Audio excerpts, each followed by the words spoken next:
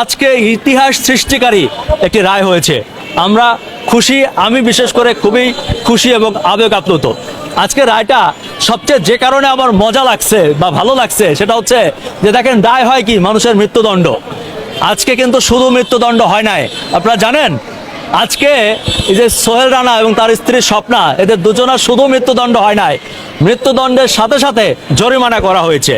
সোহেল রানাকে 5 লক্ষ টাকা জরিমানা দিতে হবে, সোহেল রানা এবং তার পরিবারকে, এবং স্বপ্না যে তাকে তার পরিবারকে 2 লক্ষ টাকা জরিমানা করা হয়েছে এবং তাদেরকেও সেই 2 লক্ষ টাকা জরিমানা প্রদান করতে হবে। অনেকে প্রশ্ন করতে পারেন যে মৃত্যুদণ্ড হলে জরিমানা কিভাবে দেবে। আদালত রায় দিয়েছেন যে এই জরিমানার টাকা মৃত্যুদণ্ডের আগে পরিশোধ করতে হবে। এ ব্যাপারে আমাদের আইনজীবী আছে, তিনি বলবেন।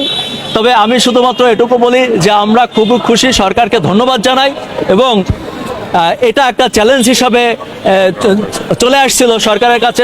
সরকার সেই চ্যালেঞ্জ নিয়ে আমি মনে করি যথাযথভাবে ভালোভাবে সেটা সাকসেস দেখিয়েছে। তবে এখন অনেকেই প্রত্যাশা করছে, দেখলাম সোশ্যাল মিডিয়া অনেকে লিখছে যে এই রায় আদৌ কার্যকর হবে কিনা বা কতদিনে হবে।